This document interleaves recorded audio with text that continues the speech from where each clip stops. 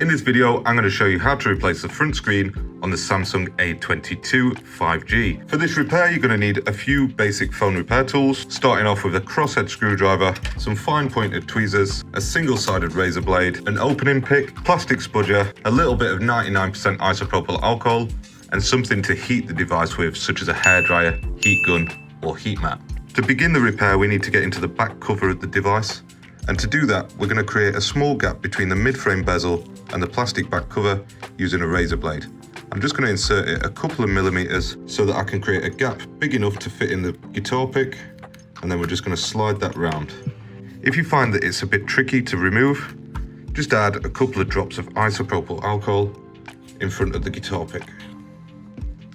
Work the guitar pick around the edge that you've entered into to separate the adhesive from the chassis,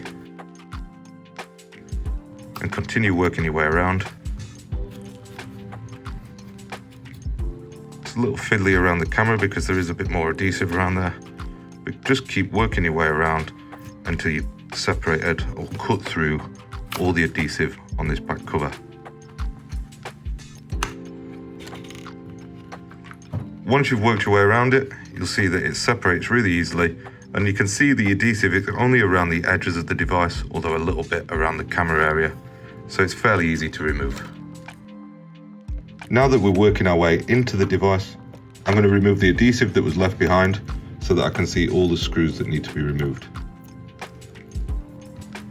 I'll now take the crosshead screwdriver and remove the 10 screws that hold down this mid-frame bezel. I always find that Samsung screws never ever stick to my screwdriver, no matter how magnetic they are. And you'll probably find the same happens when you're doing the repair. If you find that they don't stick to the driver, just take your tweezers and pull them out individually. Also, if you like repair content just like this, make sure you like and subscribe. And if you're having a go at the repair yourself, drop me a comment below to let me know how you get on with it. All the screws we remove here are all the same size, so don't worry about muddling them up at this point. I'll now move down to the bottom of the device, where I'm just going to make sure that there's no screws hidden underneath the tape. In this case, there's not. So there's another 6 screws holding down the bottom half of this mid-frame chassis. Go ahead and use your crosshead screwdriver to remove all 6. Just make sure that you've got all of them removed, because if you don't, there is a risk that when you take this mid-frame chassis away, you may cause some damage to it. I'm now going to use a SIM pin to pop out the SIM tray. Don't forget to do this. And now to remove that mid-frame bezel, we're going to insert the guitar pick between the black plastic of the screen and the colour of the mid-frame bezel. Insert it just a couple of millimeters like that, and then begin popping it off from the chassis. It can be a little bit awkward around the corners, so just take your time there, but you might have to use a little bit of force to get it. Be careful around here because there is a fingerprint sensor on this one, so don't insert the pick too far, causing damage to that sensor. Just this top left corner to get around now, which should release it. Now that that's detached, we need to be careful just here because there is a small booby trap in the form of the fingerprint sensor, so just take your plastic spudger and disconnect that first of all. We can now put this mid-frame bezel to one side, ready for reinstallation later. Continuing the disassembly, we need to remove the motherboard from this chassis. So we're going to remove the single black screw just on the bottom right of the cameras, then use the plastic spudger to disconnect the battery, followed by the sub to main flex cable, and then finally the LCD flex cable. Notice how I leave these two guys connected. I always do this on Samsung models because I'm going to go back down to the bottom of the device and we'll remove the subboard and main board all in one. There is another 3 crosshead screws down at the bottom here that need to be removed so that we can remove the plastic cover covering up the subboard, which also houses the loudspeaker. Put those screws to one side, and then using your tweezers this time, we're going to lift up this plastic cover and discard it to one side, ready for reinstallation later. Now we've got access to the subboard, we'll leave the black coaxial cable attached as well as the white one, but I will remove the sub to main flex cable. And then to remove the subboard, we're just going to lift it up gently from this side. It will be stuck down a little bit, so just use a little bit of force if you find there's any resistance, but don't pull too hard because you don't want to break it. Then we're going to lift up these coaxial cables and then back up to the main board where we can get under this corner and lift the board safely out of the device. Like I said before, we'll keep this all together and pop it to one side, ready to put into the new chassis. We now need to remove this ear speaker from the top of the device, and the easiest way to do that is to use your tweezers and get underneath the speaker to lift it out of the chassis. Again, put that to one side. We're nearly done disassembling now. We need to remove the vibration motor, which is back at the bottom of the device. Same as we did with the ear speaker, get your tweezers, pry underneath it to remove it. And the final thing to remove is the battery. The easiest way to remove this is to apply some isopropyl alcohol around all four edges of the battery, then allow the isopropyl alcohol to soak in for about 5 or 10 minutes, softening the adhesive, meaning that we can pull the battery out very easily. I apologize because I didn't mention the suction cup at the beginning of the video, but I've always found that using a large suction cup like this is the easiest way to remove these large batteries. If you don't have one of these to hand, you can use your guitar pick and just very carefully pry it up from the edges, but there is a risk that you might bend or damage the battery. Anyway, once you've attached the suction cup, we're going to pry upwards this way and the other way a little bit. You might have to give it a little wiggle, and that's going to help that isopropyl soak in a little bit more, because eventually it's going to free it just like that. You can see there's a lot of adhesive holding down this battery, and that's what makes it so difficult to remove. So make sure you use plenty of isopropyl alcohol and preferably one of these suction cups. You'll also need to remove all this adhesive that's left behind on the back of the battery. The easiest way to do this is to apply some alcohol onto it and then use your fingers to rub it off. It can be awkward, and it's not the best job in the world, but it's better to remove as much of that adhesive as possible to make sure that it sticks down into our new chassis really nicely. Once you've removed all that adhesive, you might find you've got some of these little wrinkles in it just like that. Use the plastic pick just to smoothen those out. Once you've ironed out those wrinkles and you've removed all the adhesive, this is now ready to reinstall into our new chassis. The part that we're using will be a genuine Samsung service pack. And as you can see, it comes with a screen already attached to a chassis.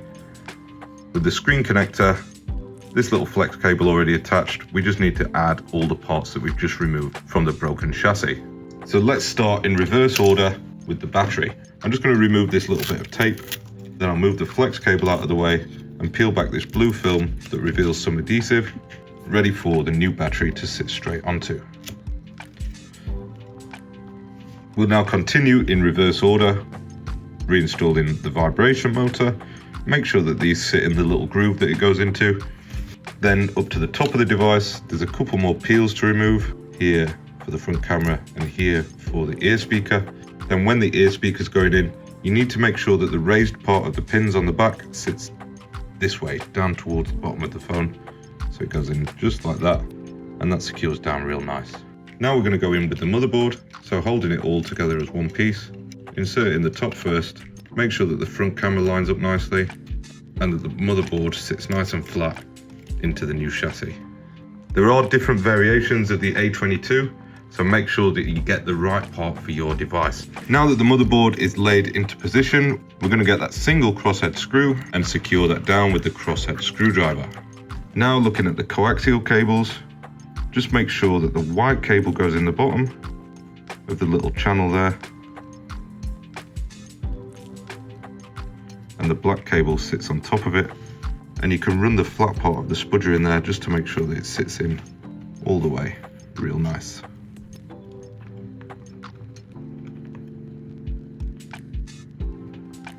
Continuing moving down the device, we'll get the subboard into place now. If you make sure that the bottom end goes in first, then apply a little bit of pressure because it'll click into place just into the metal part of the chassis. Reattach the sub to main flex. Just make sure that the orientation of this cable is in place. You can't really get it wrong because there is an arrow pointing to which direction it faces, and the arrow should point to the motherboard, and obviously sub goes with the subboard. Now we've got the loudspeaker as well as the little plastic shield to go on top of those, and that was held down, if you remember, by the 3 crosshead screws. One goes here, the other on the other side of the charge port here, and finally the third one just here. There's a little notch what's not clicked in properly here. Just use the back end of your spudger to make sure that that's secured down exactly where it needs to be. Although I suspect that the screws for the mid-frame bezel would have pulled that into place anyway. Let's go back up to the top of the phone again, to the motherboard, and reconnect the LCD connector into its respectful FPC slot. Then the subboard connector. Just line them up with your thumb, and when they're in place, apply a little bit of pressure until they click into place. And then finally, we can re-secure the battery connector. With all those re-secured, we're going to get that mid-frame bezel now, lay it next to the phone, then fold over the flex, line it up with the connector, and secure that down. It's a little bit fiddly, that bit, and it is a very thin flex cable, so just be careful when you're doing that. We can now fold over the mid-frame bezel back onto the phone, and then apply pressure around all the edges to make sure that it's secured down all the way. You should get that satisfying click once it's in place. Take a look around the edges just to make sure that it's sat flush, and this one looks pretty good. Now that the mid-frame bezel's reinstalled, we're going to reinstall the 10 screws up at the top here. Make sure they're screwed down nice and tight. I always find that this is the most boring part about this repair, just re-securing all the screws, but I also find it really useful that the Samsung devices and most other Android devices all use the same size screw on the back cover, which just makes it much easier comparing it to iPhone repairs where all the screws are different sizes. Anyway, once those top screws are installed, there's just the 6 that need to go in the bottom now. Get those re-secured, and then I want to know what you want to see us repairing in 2024, or what content you want to see us create more of. Now that that mid-frame is secured down, I'm just going to get a clean room wipe or microfiber cloth with some isopropyl alcohol in it and give all these edges a good washing off, ready to re-secure that back cover into place.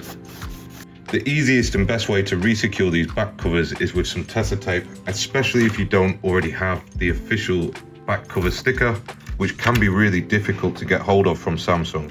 So I use a range of 10mm Tessa tape and 5mm Tessa tape, lay it nice and tight up to the edge of the bezel, and then using a razor blade, just cut it into the corner like that. And then this is going to make a really nice seal that secures quickly. In fact, instantly it's ready to go back to the customer, as opposed to using things like T7000 or B7000 phone repair glues, which can take ages to cure and aren't always the best finish. So now we use the 5mm Tessa tape on the other edges that are a little bit narrower. Cut into the corner. Be careful not to cut the mid-frame bezel corners off, because that'll leave it looking pretty scabby. With these edges, get it nice and tight, and then just cut it up to the Tessa tape that you've already put on the top and bottom. And then if it's narrower than the 5mm tape that you're using, just cut off any excess, such as around this camera area, and then peel it away with the tweezers. Just got this final edge to get now, and then whilst I know it's not the original OEM seal, this is going to do a pretty good job of holding down that back cover. As for this back cover, let's make sure now that all the old adhesive is removed by rubbing it off with your thumb. It can be a tedious job because a lot of it doesn't peel off directly, so just take your time, get it as clear as possible. It will really sit uneven if you don't peel all this adhesive off. The easiest tool to use is one of these spinny tools, and it just replicates what you're doing with your thumb. Once all the excess adhesive is removed, we'll go again with the cleaning cloth and a bit of isopropyl alcohol and just rub the edges to make sure that any leftover adhesive is removed and it's nice and clean, ready to reinstall. And at this point now, we just need to peel off the back sheet of the Tessa tape with some tweezers and lay the back cover into place, starting off with the corner with the camera. Secure it along this left-hand edge, make sure it's lined up nicely, and then apply pressure around all 4 edges to make sure that it's sat real nice and flush and secure. Take a look along the edges again, like we did with the mid-frame bezel, to make sure that it's nice and secure all the way around. Then don't be like me, who always forgets to put SIM cards back into people's phones, and it's always a mad rush around trying to find someone's SIM tray after we've repaired it. You can now remove the plastic protective film, and that just about completes this repair on the Samsung A22 5G. Thank you for watching, and see you next time.